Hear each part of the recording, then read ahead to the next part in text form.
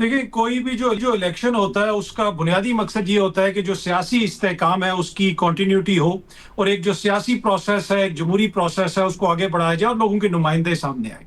ये जो आज़ाद कश्मीर में इलेक्शन हो रहा है, इसके नतीजे में तो आज़ाद कश्मीर में इस्तेहकाम क्या आएगा, उल्टा पाकिस्तान के अंदर सियासी अदम इस्तेहकाम में इजाफा हो गया। पीपल्स पार्टी जो हुकूमत की इत्तेहादी है, वो तो कह रही है कि अब जो वफाक में भी हुकूमत है, यहाँ पे भी हुकूमत फॉर्म 47 वाली है, और वो जिस किस्म के इल्जामात लगा रहे हैं वो हमारा चैनल भी और सारे चैनल दिखा रहे हैं। ये जो इंतखाबात आज़ाद कश्मीर में हुए, इनके ऊपर पहले एक बहुत बड़ा सवालिया निशान है कि हम 3 मरहलों में इंतखाबात को देख रहे हैं। क्या आज से पहले कभी ऐसा हुआ? जो वहां पे इस वक्त माहौल है, जिस माहौल के अंदर वहां पे एहतजाज हो रहा है, बहुत सारी चीजें, उसके ऊपर ना पीपल्स पार्टी बात करती है ना नून लीग बात करती है। वो एक बहुत बड़ा मसला है ना वहां पे, तो उसके ऊपर बातचीत नहीं हो रही। इक्तदार की सियासत है, एक दूसरे पे इल्जामात हैं, लेकिन क्या इन इलेक्शंस के नतीजे में वहां पे कोई जो हुकूमत बनेगी उसकी कोई क्रेडिबिलिटी होगी, कोई सियासी इस्तेहकाम आ जाएगा? वैसी सूरत हाल तो हमें नजर नहीं आ रही। बड़ी बदकिस्मती है, लेकिन ये जो इलेक्शंस हैं ये कॉन्ट्रोवर्शियल इलेक्शंस हैं। एक बड़ी सियासी जमात ने तो पहले इसको बाइकआउट कर दिया, दूसरी हुकूमत के इत्तेहादी जिस किस्म के इल्जामात लगा रहे हैं वो भी हमारे सामने है। तो मुझे ये लगता है कि बदकिस्मती से जो पाकिस्तान के अंदर एक लंबी तारीख है मुतनाज़ा इलेक्शंस की, ये उसके अंदर एक और इजाफा हुआ। ठीक है, अतर कासमी साहब, आप क्या समझते हैं? मुस्लिम लीग नून की जानिब से पीपल्स पार्टी को कहा जा रहा है कि धांधली के सबूत जो हैं वो हमें दें, तो क्या पीपल्स पार्टी धांधली के सबूत देने में कामयाब होगी? अभी तक तो कहीं कुछ मंजर आम पर नहीं आ सका। जी बिल्कुल। ये आज भी, मैं अभी थोड़ी देर पहले राना सनाउल्लाह साहब ने भी एक प्रेस कॉन्फ्रेंस की और नून लीग ये कह रही है कि जो इल्जामात लगाए जा रहे हैं वो बड़ी बदकिस्मती है। लेकिन देखिए, ओवरऑल जो सिचुएशन है वो ये कोई इलेक्शन का सिर्फ धांधली का मसला या सिर्फ इन दोनों जमातों के एक दूसरे के ऊपर इल्जामात नहीं है। वहां पे जो मेन इशू है वो तो ये है कि देखे ना कि आधे कश्मीर में आप जा नहीं सकते, इस वक्त सूरत हाल इस किस्म की बनी हुई है, आपको मरहलों में इंतखाबात करवाने पड़ रहे हैं। उसके ऊपर कितनी संजीदगी का मुजाहरा किया जा रहा है? क्या कभी हमने सोचा था कि मकबूजा कश्मीर से मीर वाइज उमर फारूक आजाद कश्मीर के हवाले से तहफुजात का इजहार करेंगे और कहेंगे कि बैठ के बातचीत वहां पे की जाए? ये क्या सियासी नाकामी नहीं है? पीपल्स पार्टी देखें, नून लीग पे इल्जाम तो लगा रही है, लेकिन 6 महीने से हुकूमत उनकी अपनी है। फैसल राठौर साहब उनके वजीर आजम है। देखिए, ये मुस्बत पेशरफ्त है मेरे ख्याल में। अगर बातचीत के जरिए मामले को हल किया जाए तो उससे तो बेहतर कोई चीज नहीं। और इसी चीज के ऊपर बहुत सारे लोग बार बार ये कह रहे हैं कि बातचीत से मसले को हल किया जाना चाहिए, और पहले भी बातचीत होती रही है। तो आज जो मीर मुकाम साहब ने फरमाया, बिल्कुल दुरुस्त फरमाया, और इसी हवाले से मेरे ख्याल में पीपल्स पार्टी भी यही कहती रही है कि मसले को बातचीत से हल किया जाए। अनफॉर्चुनेटली जो इतना वहां पे मसला शिद्दत इख्तियार कर गया, उतनी ज्यादा उसके ऊपर तवज्जो नहीं दी गई, ना ही मीडिया में उतनी तवज्जो दी गई, ना ही हुकूमत की जानिब से तवज्जो दी गई। बाकी बहुत सारे मामला डिस्कस होते रहे हुकूमत के दरमियान, इत्तेहादियों के दरमियान, लेकिन जो मसला था वो आहिस्ता आहिस्ता बढ़ता रहा और उसने ये शक्ल इख्तियार कर दी। अब इन इलेक्शंस के बाद वहां पे क्या सूरत हाल होगी? देखिए, इन इलेक्शंस के बाद अब वहां पे हुकूमत साजी भी होगी।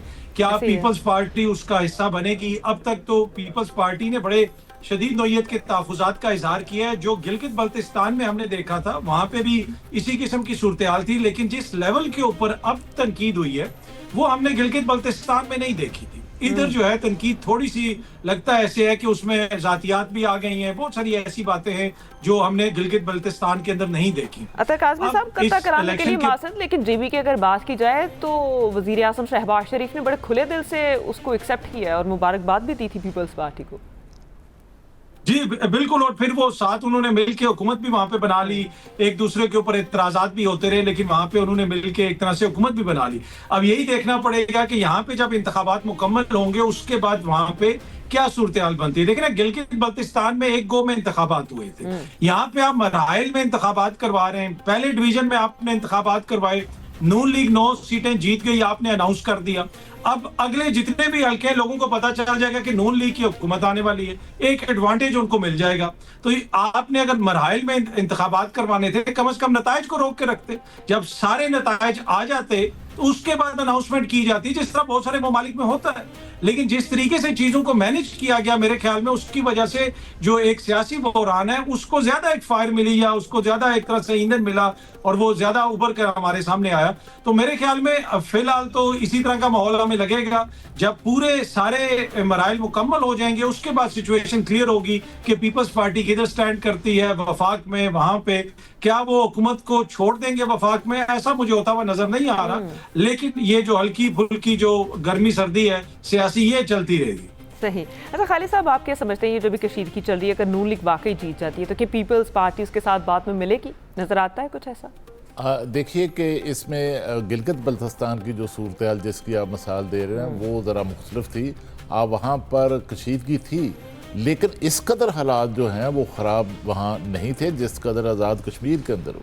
आज़ाद कश्मीर के अंदर जो वाक़यात हुए हैं और जिस माहौल में इलेक्शन हुआ है और जिस तरह वहाँ पर 3 मराहल के अंदर जो है वो इलेक्शन करवाए गए हैं और फिर भी इलेक्शन जो हैं वो उन पर जो हैं वो इतराज़ात जो हैं वो आ रहे हैं पीपल्स पार्टी की तरफ से। ऐसी सूरत हाल हमने कभी जो कश्मीर के अंदर जिस सिचुएशन ने जन्म लिया है पाकिस्तान के अंदर भी इस तरह के हालात जो हैं उस तरह हमने इलेक्शन के दौरान और इलेक्शन डे के दौरान और इलेक्शन कैंपेन के दौरान इतनी बड़ी इस कदर कशीदगी और ख़ास तौर पर वहाँ पर सियासी कशीदगी के साथ जो वहाँ पर पुरतशद्दद एक कालाधन तंजीम की तरफ से वाक़यात हुए हैं और जिसके नतीजे में वहाँ पर अगले मैं तो समझता हूँ कि ये जो इलेक्शन है दूसरे मरहले का ये तो जो है वो अब इख्तिताम पजीर हो गया है, मुकम्मल हो गया है। और इसके बाद जो तीसरा मरहला है वहाँ पर क्या इंतखाबी अमल जो है वो मुमकिन हो सकेगा, वहाँ पर जो सूरत हाल है उसके क्या जो हैं वो असरात इंतखाबी अमल पर जो आएंगे। वहाँ पर तो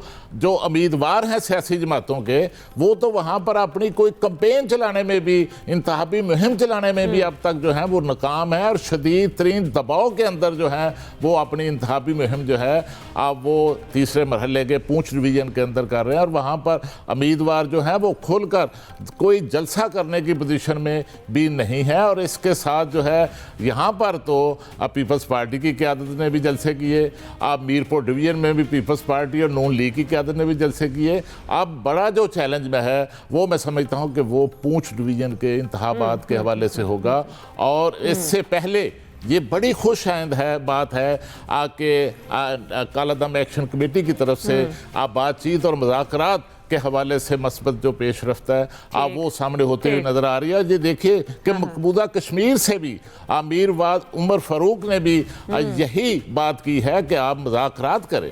और अच्छी बात है कि वफाकी हुकूमत की तरफ से भी एक अच्छी पेशकश आई है। और अब इस ये पेशकश जो दोनों तरफ से जो मुस्बत जो है वो अशारे आ रहे हैं इन पर अमल दरामद होना चाहिए। और तीसरे मरहले से पहले जो है ये मुज़ाकरात जो हैं किसी हतमी नतीजे तक पहुंचने चाहिए। ठीक है, आमिर इलियास राना साहब ने हमें ज्वाइन किया। आमिर साहब, क्या समझते हैं इलेक्शन कमीशन जो है वो अपना किरदार अदा करने में कामयाब रहा है? सेकंड ये कि पीपल्स पार्टी जो है वो धांधली के मुसलसल आज भी इल्जामात लगा रही है, तो क्या वो धांधली के ठोस सबूत फराहम करने की पोजीशन में है? देखें, इलेक्शन जब से शुरू हुए जाहिर है पीपल्स पार्टी और मुस्लिम लीग नून का ही इलेक्शन है और रंग भी दोनों ने खूब जमाया इलेक्शन का। और जो मीरपुर डिवीजन में पीपल्स पार्टी के साथ हुआ है वो बिलावल भुट्टो जरदारी को हजम बिल्कुल नहीं हुआ। पॉलिटिकली वो बहुत ज़्यादा तेज़ी एग्रेसिवनेस में आए और बड़े बड़े दावे भी किए उन्होंने, लेकिन ज़ाहिर है नताइज तो आगे 9 और 4 के। अब उनको ज़ाहिर है